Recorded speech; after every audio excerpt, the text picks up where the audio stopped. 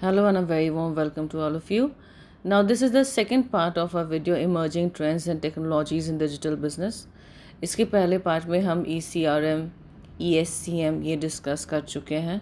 साथ ही साथ हम लोगों ने BPO, KPO, ITS वगैरह ये सारा चीज़ डिस्कस किया था. हम डिस्कस कर रहे थे what are the various advantages and disadvantages of using what are the limitations, drawbacks and limitations of using e-commerce. तो जैसे हम लोगों ने बात कर ली थी पहले ही कि बेनिफिट्स क्या क्या है ई कॉमर्स के. ये हमने अपने सेकंड स्लाइड में भी सेकंड वीडियो में भी वी ऑलरेडी डिस्कस की, या फर्स्ट वीडियो में ही पहले वी ऑलरेडी डिस्कस की ई कॉमर्स के जितने सोसाइटी को, कस्टमर्स को या ऑर्गेनाइजेशंस को क्या क्या फ़ायदे होते हैं. प्लस लास्ट वीडियो में भी हम लोगों ने ये पूरा डिस्कस किया है. Now we come to the next topic, that is the drawbacks and limitations of e commerce. अब हम लोग डिस्कस करेंगे इसको तीनों अलग अलग करके. ऑर्गेनाइजेशन को क्या ड्रॉबैक्स होती हैं, कस्टमर्स एंड सोसाइटी को क्या ड्रॉबैक्स होती हैं. पहले हम लोग ऑर्गेनाइजेशन का बात करें तो ऑर्गेनाइजेशन में क्या है कि मान लीजिए अगर ऑर्गेनाइजेशन में आदमी काम कर रहा है और वो ई कॉमर्स के सारे टूल्स यूज़ करके काम कर रहा है, तो as long as it is not hacked and all the personal and professional data are kept saved, then it is okay. But in any case अगर ये प्रोफेशनल डेटा हैक हो जाता है, मिसयूज़ हो जाता है, किन्हीं गलत हाथों में चला जाता है, या फिर फॉर दैट मैटर उसी कंप्यूटर में अगर वायरस आके सारा डेटा बेस को ख़त्म कर देता है, तो अगर सेंट्रलाइज डेटा बेस अगर किसी वायरस के कारण ख़त्म हो जाता है, then it can create a lot of problems. तो ये सॉफ्टवेयर इश्यूज़ हो सकते हैं, ये हैकिंग और वायरसेस के इश्यूज़ हो सकते हैं, लेकिन लोग इस पे काम कर रहे हैं. They are people who are working continuously in order to they can overcome these problems. Then the other problem is these technologies they keep on evolving.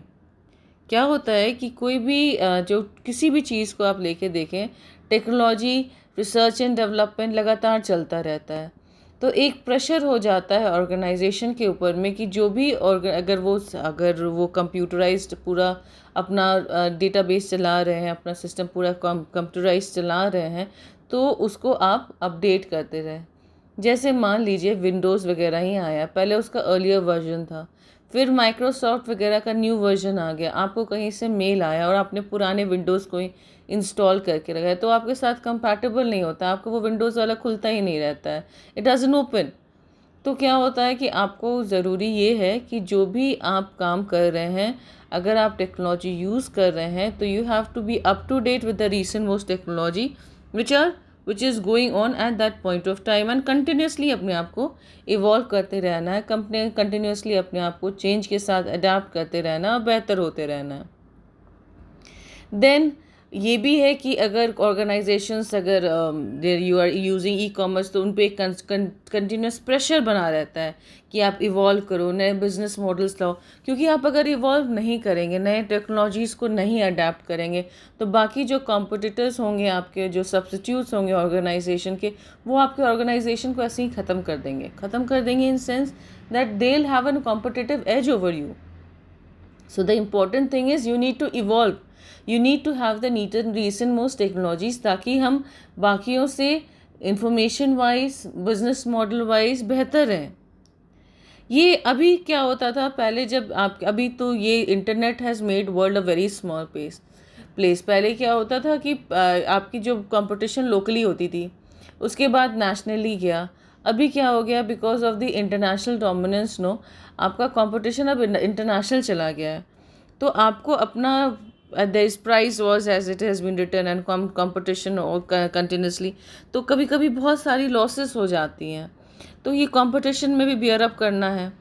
Then compatibility of older and newer technology.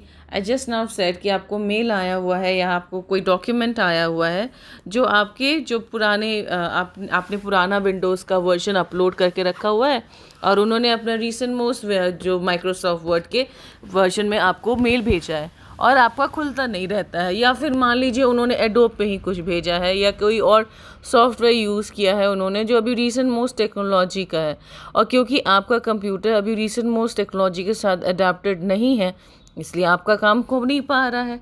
तो आपने करना है कि लगातार जो भी technologies हो रहे हैं, अपने आप को अडॉप्ट करते रहना है. Now this was the limitations of e-commerce to the organizations. No matter, these are the limitations. Acha, we'll discuss that later. Then was the limitations of e-commerce to customers. Customers को कहाँ पे दिक्कत हो जाती है?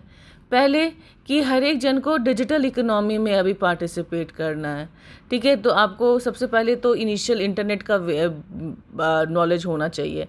इंटरनेट क्या है, क्या नहीं है, कैसे यूज़ होता है। आप इंटरनेट जब यूज़ कर रहे हैं तो आपको उसके लॉस के बारे में पता होना चाहिए। आप किसी पे अगर पैसे दे रहे हैं, आप पैसे ट्रांसैक्ट कर रहे हैं, तो यू शुड नो कि कहाँ पे आपका प्रॉब्लम हो सकता है। तो एक थ्रेड्स के बारे में, how to overcome threats, that is very important to know. Then आप उसमें अपने पैसे इन्वेस्ट कर रहे हो, आप किस तरह का पेमेंट, कौन सा मोड यूज़ कर रहे हैं, वो कितना सेफ़ है, वो जानना ज़रूरी होता है।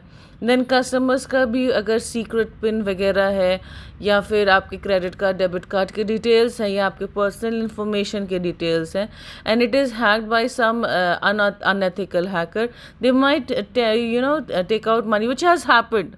It is something which is not, I'm not telling you something which is not happened. It has happened when we all know. Papers में कितनी बार आया है कि फ़लाने फ्रॉड करके वो पैसे निकालिए, या इसने फ्रॉड करके ATM से 60,000 70,000 रुपीज़ निकाल के, जो पेपर्स में आया है। तो ये एक प्रॉब्लम हो जाती है कस्टमर्स के साथ। अभी है कि आप इंटरनेट देखिए, ये भी होता है कि कभी कभी आप इंटरनेट यूज़ कर रहे हैं और आपकी अचानक से आप पेमेंट कर रहे हैं, पेमेंट करते करते आपकी इंटरनेट कहीं से वीक हो गई। जब इंटरनेट वीक हो गई तो हो गया कि पेमेंट हुआ है कि नहीं हुआ है पता भी नहीं चलता। और actually this has happened to me as well. You made a payment and the message did not come, and the payment was made and then again वहाँ पे भी मैसेज नहीं गया।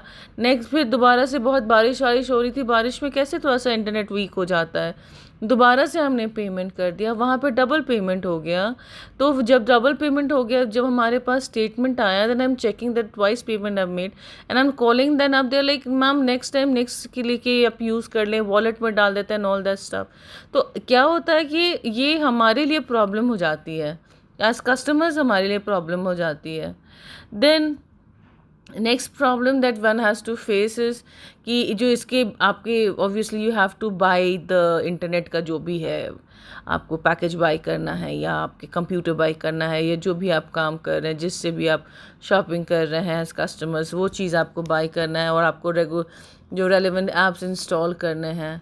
Then lack of security and privacy that already have said. Physical contact and relationship are replaced by electronic processes. See, अभी तो खैर it is like we have to follow social distancing and all that stuff.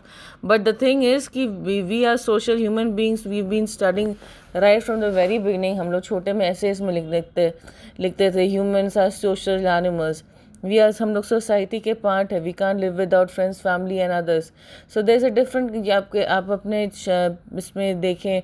I remember one of my friends saying at one point of time, I asked him कि कैसा चल रहा है भाई तुम्हारा, इतना सारे कंपटीशन, इतने गवर्नमेंट शॉप्स आ गए, how is you are going? तो ही इज़ लाइक यार my dad is a star salesman. वो आती हैं लेडीज़, उसके बच्चे, उनके क्या, उनके बारे में सबको उनको पता है, and nobody can say no to my dad. So happens कि कस्टमर लॉयल्टी बढ़ती है, वो एक पर्सनल टच बनता है, एक फ्रेंडशिप बनती है, एक सोसाइटी बनता है। अभी क्या हो गया है कि ये सारे रिलेशनशिप जो और फिज़िकल कॉन्टैक्ट जो है इलेक्ट्रॉनिक प्रोसेसेस ने चेंज कर लिया है। See if you have virtual friends, Facebook friends, that's not saying that it's bad, you are connected, it's very good, it is actually very good, but thing is the five of you sitting together and talking and gossiping is a different thing, and वो ही आप chat कर रहे हो is a different thing. अभी जैसे schools बंद है तो my daughter complains every day, mummy school जाना है, ठीक है थोड़ा हम 5 बजे उठ जाएंगे लेकिन स्कूल जाना है, स्कूल जाना है। तो क्या हो जाता है, स्कूल इसलिए नहीं जाना है कि उसे फ्रेंड्स और उसने टीचर्स और पढ़ाई बहुत मिस है, वो तो अभी ऑनलाइन उसकी चल ही रही है, बट उसने फ्रेंड्स मिस कर रहे हैं वो लोग, कि वो बात करना, थोड़ा सा इन्जॉय करना। तो अभी क्या हो जा रहा है, जब वो कस्टमर रिलेशनशिप मैनेजमेंट हो जा रहा है, ECM और ECRM हो रहा है, बहुत सही बात है, लेकिन एक personal touch is missing. Then एक देर इज़ अभी एक because the personal touch is missing, the relationship is missing, has that trust is missing. अभी आपके पास एक कंप्यूटर है वो इज़ फेसलेस, तो आप वो गारंटी करते हैं, सब चीज़ करते हैं, आप ख़रीदते हैं, लेकिन आपको ये भी गारंटी करते हैं कि सब चीज़ आपको वापस कर देंगे। But you know difference between E book and a book, that mere feeling of touching a book, holding a book in a hand in a reading and touching it over your Kindle is a different feeling.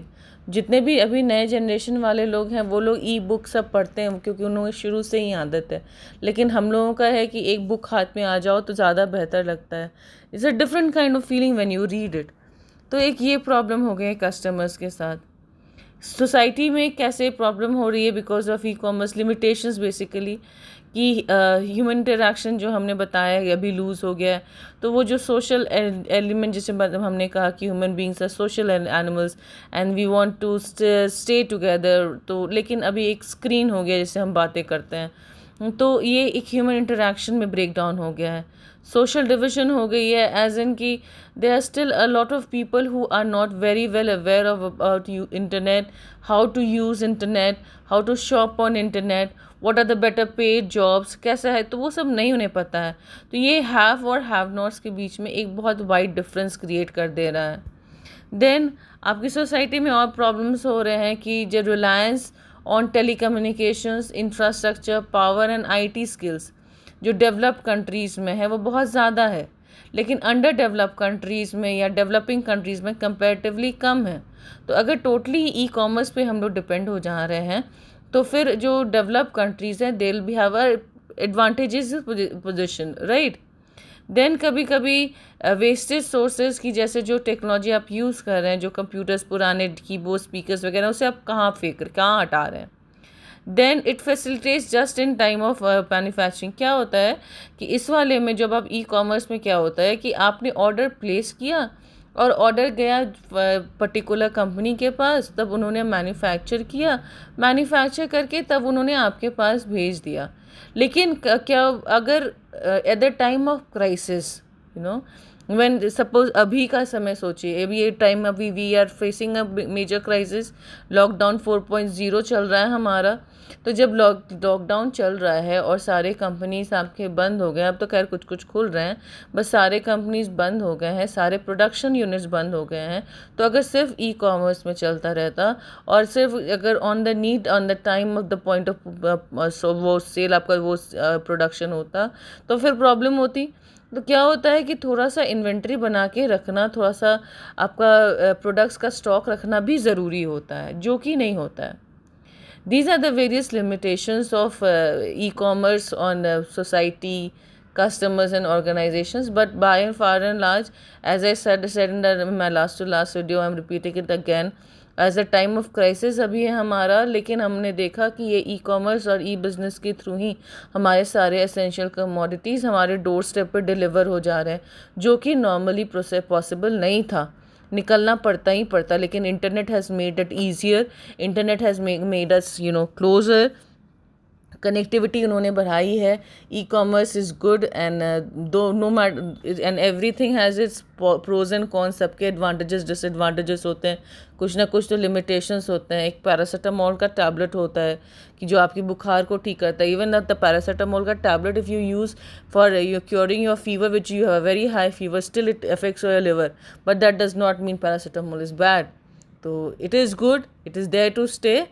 And now we come to the next topic, that is the strategies of doing business over web.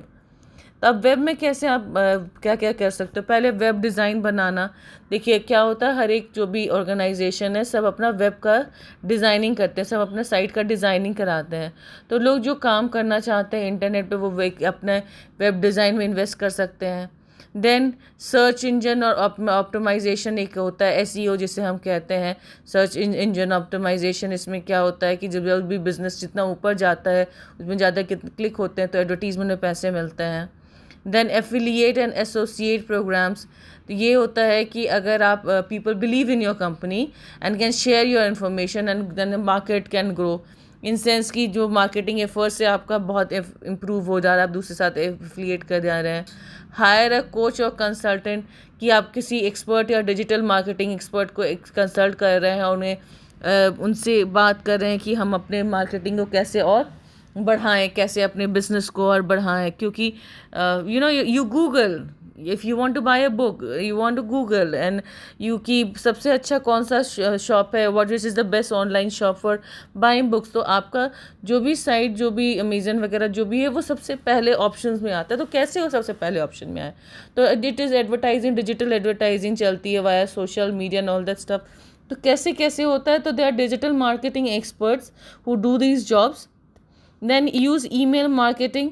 Email marketing is another access, क्या कि जो organisations होते हैं वो different sources से आपके जो emails इकट्ठा कर लेते हैं। ठीक है, आप देखिए कैसा होता है। I said this in my previous videos as well.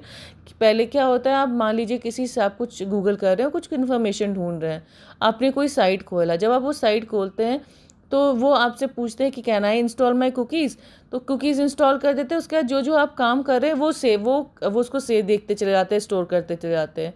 या फिर वो आपको बोलते हैं कि do you want us to send you newsletters. तो if you say yes, you write in your Google ID, तो आपके गूगल का ईमेल आईडी से। या फिर हो जाता है कि जब आप उसमें एक्सेस कर रहे हैं तो आप करें log in with your Google ID, तो आपके तो ईमेल आईडी ऑटोमेटिकली उनके पास चले गए।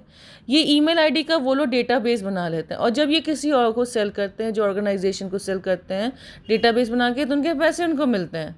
और लोग जो हैं, जो ऑर्गेनाइजेशंस जो इसको परचेज करते हैं, आपको मेल्स भेजते हैं, ईमेल्स भेजते हैं। This is a type of email marketing. Then you can have build an opt in email list, जो आप जिसमें आप कस्टमर्स को बोलो कि आप आओ, जो जिसने हमारे न्यूज़ लेटर्स भेजने वाला होता है, जिससे पोटेंशियल कैंडिडेट्स बन सकते हैं। गेट इन टू आर्टिकल्स और न्यूज़ स्टोरीज।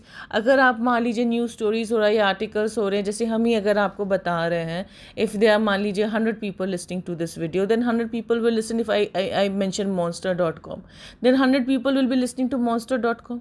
उसी तरह से क्या हुआ, कोई आर्टिकल्स या न्यूज़पेपर्स अगर पेपर में पब्लिश हो रहा है या जर्नल्स में या फिर मैगजीन्स में पब्लिश हो रहा है, तो आप लोग रिपोर्टर से वो ऑर्गेनाइजेशन बात करके रखता है, ये जो वेबसाइट वाले बात करके रखते हैं कि आप एज एग्जाम्पल हमारे वाले को साइट करो या हमारे वर्क को थोड़ा साइट करो। तो इससे क्या होता है, लोग उसके बारे में जानते हैं, उनके बारे में जानकारी बढ़ती है। Right and online press release, this is also there कि आप online papers, blogs, media sources जो होते हैं उसमें अपने बारे में लिखें। Then hold contest and giveaways, this तो नॉर्मली जो मार्केटिंग में भी होती है कि जब अपना ब्रांडिंग करना होता है तो वो लोग बहुत कंपनीज ऑर्गेनाइजेशन जो नए स्पेशली जो खुलते हैं वो करते हैं कि वो कॉन्टेस्ट करते हैं, स्पॉन्सर्स बनते हैं, ताकि और प्राइजेस देते हैं ताकि उनकी और ब्रांडिंग हो, and you know there is a connection. Then maintain a blog. Blog होता है, blog is what, blog is a site और वट एवर जिसमें लोग अपने बारे में, अपनी विचारों के बारे में they can write, and there are people who can access your blog, they can follow you. तो उसमें कुछ कीवर्ड्स आप डाल दो जिससे सर्च इंजन ऑप्टिमाइजेशन में हेल्प हो जाए, जहाँ पे आप ऑफर एडवाइस, इंफॉर्मेशन बताओ, अपने कस्टमर्स के साथ कनेक्ट करो। तो एक तरह से आपका कस्टमर रिलेशनशिप मैनेजमेंट ही हुआ, ताकि क्या होता है, there is a building of trust with your customers. ये सारी चीज़ों से क्या होती है कि ये सब जो अभी अभी आपको बताया, जो डिफरेंट स्ट्रैटेजीज़ बताया, this is basically marketing over internet, जिससे आपको जितने मार्केटिंग ओवर वेब की आप कैसे अपना काम जो है वेब पे और आगे बढ़ा सकते हैं। Now this is all for this unit. I hope I could get through and I hope you could understand. If you did like my videos, please do put a thumbs up, put a like and subscribe to my channel, and do not forget to press the bell icon for regular updates. Stay safe, stay home, follow the norms of social distancing. Happy learning. Bye-bye.